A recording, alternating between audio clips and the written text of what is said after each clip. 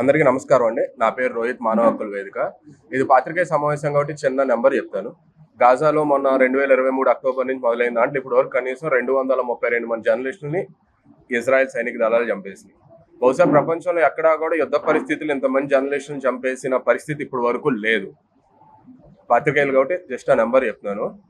మనం ఇప్పుడు అన్ని విషయాలు మిగతా వాళ్ళు చెప్పారు. ఇప్పుడు గాజా అంటే ఏంటి? మన అమరావతిలో 2 దఫాల్లో ఎంత భూసేకరణ చేస్తున్నారో అంత ప్రాంతంలో ఉన్న ప్రాంతం గాజా 90,000 ఎకరాలు. ఆ 90,000 ఎకరాల్లో 22 లక్షల మంది ఉంటారు. ఆ 22 లక్షల మందిలో 86% ఆల్రెడీ ఇప్పుడు ఇజ్రాయెల్ ఆక్రమించి ఉంది. వాళ్ళకి ఇంతకు ముందు ఇచ్చిన వెస్ట్ బ్యాంక్ 60% ఆక్రమించి ఉంది. జెరూసలేం పూర్తిగా లాగేసుకుంది. ఇవన్నీ కూడా మనకెందుకు పట్టాలి భారతదేశానికి? 1988లో పాలస్తీనా తమ దేశంగా ప్రకటించుకున్నప్పుడు అరబ్ దేశాల తర్వాత మొట్టమొదటిగా పాలస్తీనా గుర్తించింది భారతదేశమే. ఇందా చెప్పారు ఆయన, అరాఫత్కి మనం ఇక్కడ హానరీ డాక్టరేట్ ఇచ్చామని. మన ఇండియాలో మీరు చూసుకుంటే అరాఫత్ పేరు మీద చాలా మంది జనాలు ఉంటారు. మొదటి నుంచి మనం పాలస్తీనాకు సంఘీభావంగా ఉన్నాం, పాలస్తీనాకి ఎప్పుడు మద్దతు ఇస్తానే ఉన్నాం.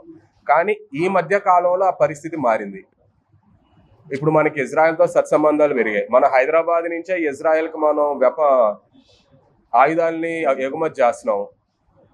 ఇజ్రాయెల్ నుంచి మనం మాల్వేర్స్ని కానీ వీటిని అన్నింటిని దిగుమతి చేసుకుంటున్నాము. ఒకప్పుడు పాలస్తీనాకి మనం పూర్తిగా ఉన్నవాళ్ళు ఈరోజు ఎందుకు వెళ్ళాం? ఐక్యరాజ్య సమితిలో కాల్పుల విరమణ రెజల్యూషన్కి మనం మద్దతు కూడా ఇచ్చే పరిస్థితిలో మనం లేవు. మనం ఏం అడగట్లా, కాల్పుల విరమణ అడుగుతున్నాం ఐక్యరాజ్య సమితిలో. అది కూడా భారతదేశం ఇవ్వట్లేదు. కానీ ఇప్పటికీ మన పొజిషన్ పాలస్తీనాను మనం రాజ్యంగా గుర్తిస్తాము, పాలస్తీనా ఆకాంక్షను గుర్తిస్తాం, మన అధికారిక పొజిషన్. కానీ మనం ఇవన్నీ చేయము. ఇదంతా కూడా కేవలం ఇజ్రాయెల్లో ఉన్న జయనిస్ట్ శక్తులు, భారతదేశంలో ఉన్న హిందుత్వ శక్తులు ఇద్దరికి మంచి లంకె కుదురుతుంది కాబట్టి ఇద్దరు కలిసి చేస్తుంది ఇది. భారతదేశం ముఖ్యంగా ఇప్పుడు ఇజ్రాయెల్తో తమ సంబంధాలన్నీ కట్ చేసుకొని ఐక్యరాజ్య సమితిలో కానీ మిగతా చోట కానీ పాలస్తీనాకి మద్దతుగా, కాల్పుల విరమణకు మద్దతుగా, అక్కడ ఉన్న మొత్తం ఆక్రమణలకి వ్యతిరేకంగా భారతదేశం పూర్తిగా పాలస్తీనాతో నిలబడాలి. పోయినటువంటి దుర్భర పరిస్థితి ఈరోజు గాజాలో, పాలస్తీనాలో మనం చూస్తున్నాము. అంటే అరాచకానికి హద్దులు లేవు అన్నట్టుగా పాలస్తీనా వ్యవహరిస్తుంది. ఈ పూర్తి చర్యకు అంతర్జాతీయ ప్రపంచ దేశాలన్నీ ఏం చేస్తున్నాయి? వారి మౌనం దేనికి సంకేతం అని కూడాను ఈ సందర్భంగా మనం ప్రశ్నిస్తున్నాము. సరే, యుద్ధం ఆపడానికి వేరే దేశాల్లో ఇంటర్వ్యూయింగ్ అయ్యి లేదంటే జోక్యం చేసుకుని చేసేటటువంటి అగ్రరాజ్యాలు ఈరోజు ఏమైపోయాయి? ఇది అమానవీయ చర్యగా వారు భావించట్లేదా? ఇది మానవ హక్కుల ఉల్లంఘనగా వారికి అనిపించట్లేదా? ఐక్యరాజ్య సమితి కూడాను దీంట్లో వెంటనే స్పందించి గాజాపై, అక్కడ ఉన్నటువంటి పసికందులపై జరుగుతున్నటువంటి మారణ హోమాన్ని ఆపడానికి తక్షణ చర్యలు తీసుకోవాలని ఈ సందర్భంగా మనం డిమాండ్ చేస్తున్నాము. అది కాక వేరే దేశాలు ఎవరైతే సహాయార్థం ఆహారాన్ని కానీ వైద్య సేవలు అందించడానికి దాదాపుగా నా రిపోర్ట్స్ ప్రకారం 60,000 టన్నుల ఫుడ్ సరిహద్దుల్లో ఆపివేయడం జరిగింది. అంటే మానవీయ విలువలకు కూడాను కనీసం ఏమంటారు రిక్వెస్టింగ్ మేనర్లో కూడాను పరిగణించలేని దుర్భర పరిస్థితుల్లో మనం ఈరోజు ప్రపంచ దేశాల్లో చూస్తున్నాము.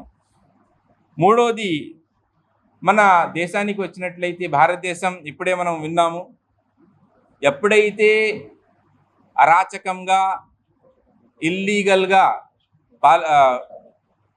ఇజ్రాయిల్ ఏర్పాటు చేయడం జరిగిందో అప్పటి నుంచే భారతదేశ వైఖరి ఇజ్రాయిల్కు వ్యతిరేకంగా, దాని ఏర్పాటుకు వ్యతిరేకంగా ఉంది. ఇప్పుడు కూడాను మనం డిమాండ్ చేసేది ఏంటంటే భారతదేశం బాధితుల పక్షాన ఉంది. పాలస్తీనాకు మద్దతుగా గాజాపై జరుగుతున్నటువంటి అరాచకానికి వ్యతిరేకంగా గళాన్ని విప్పాలి. ఉండేటటువంటి ఏవైతే ప్రతినిధి దేశాలు ఉన్నాయో అన్నీ కూడాను గాజాకు అదేవిధంగా పాలస్తీనాకు మద్దతుగా నిలబడాలి. మూడోది, ఇజ్రాయెల్ తరపున జరుగుతున్నటువంటి దాడుల్లో అక్కడ ఉన్నటువంటి రక్షణ వ్యవస్థ ఏవైతే ఉన్నారో వెంటనే దాన్ని వెనక్కి తీసుకోవాలని ఈ సందర్భంగా డిమాండ్ చేస్తున్నాము. ఇజ్రాయెల్ ఉత్పత్తులను కూడాను బైకాట్ చేసి తదనుగుణంగా చర్యలు తీసుకోవాలి. ఇక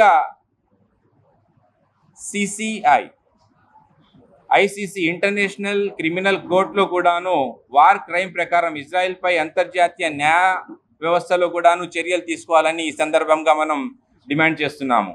ఇలాగా మనం చూసినట్లయితే కనీసం మానవ విలువలు కూడా లేకుండా ప్రవర్తించే అరాచక పాలనను ఎంతవరకు కూడాను సహించేది లేదు అని ఈ సందర్భంగా మనం డిమాండ్ చేస్తున్నాము. ఇక రాబోయే రోజుల్లో తప్పకుండా వీటిపై మనం మన గళాన్ని జాతీయ స్థాయిలో అంతర్జాతీయ స్థాయిలో వినిపించడానికి ఎస్ఐఓ తరపున, అదేవిధంగా ఇతర జమాత్ ఇస్లామీ హింద్ కానీ శాంతికాముక సంఘాలు ఏవైతే ఈ అంశంపై రావడం జరిగిందో రాబోయే రోజుల్లో ఇంకా దీనిపై మనం ఒక ఉద్యమంగాను, అదేవిధంగా కావలసినటువంటి తగిన రాజ్యాంగబద్ధమైనటువంటి చర్యల ప్రకారం మనం కూడాను ప్రణాళిక రచిస్తామని ఈ సందర్భంగా తెలియజేస్తున్నాను. నా పేరు మొహమ్మద్ కరీముద్దీన్, జమాత్ ఇస్లామీ హింద్ రాష్ట్ర ప్రధాన కార్యదర్శి. పేరు Sheikh Munir Ahmed, Muslim joint action committee convener అండి.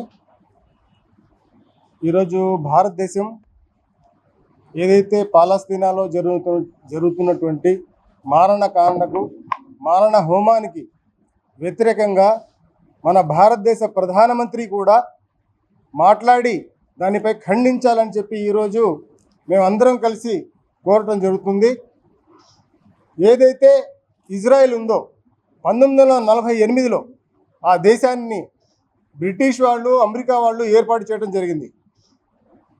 అదేవిధంగా 1947లో మనకు భారతదేశానికి స్వతంత్రం రావడం జరిగింది.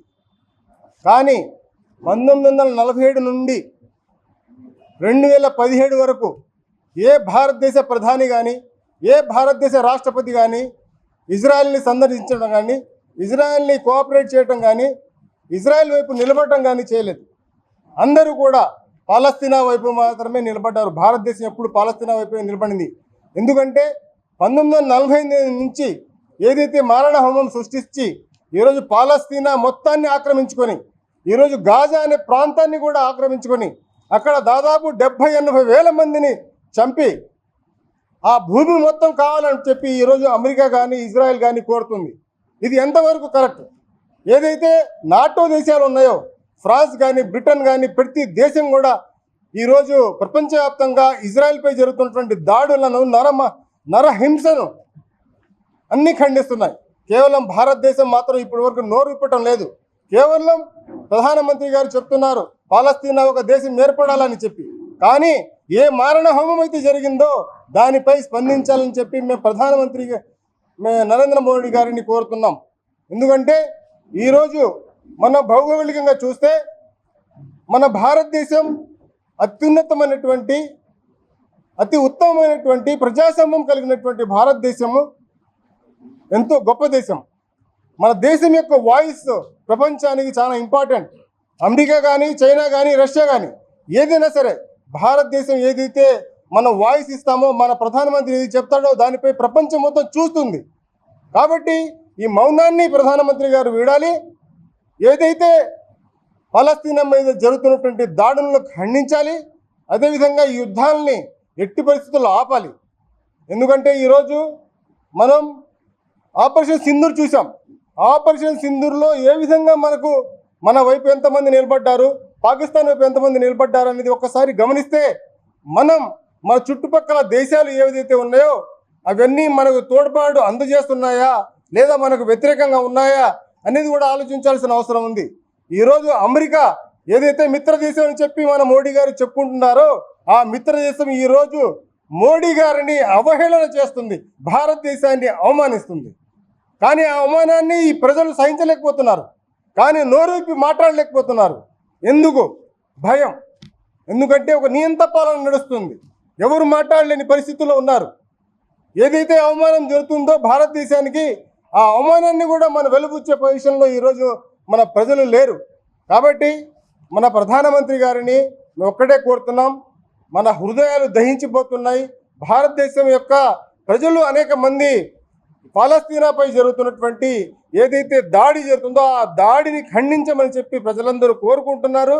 మన భారతదేశ ప్రధానమంత్రి, గౌరవ ప్రధానమంత్రి నరేంద్ర మోడీ గారిని కూడా ఈ సందర్భంగా ఈ విజయవాడలో ఉన్నటువంటి ప్రజా సంఘాలు స్టూడెంట్స్ ఇస్లామిక్ ఆర్గనైజేషన్ కానీ, జమాత్ ఇస్లామీ కానీ, అదేవిధంగా మన పిచ్చుక శ్రీనివాసరావు గారు ఏదైతే ఏపీసీఎల్ ఉన్నారో, అదేవిధంగా ప్రతి వాళ్ళు కూడా కుల మతాలకు అతీతంగా మేము కోరుకున్నది ఒకటే, ఏదైతే మన మానవత్వంతో ఆలోచించాల్సిన అవసరం ఉంది.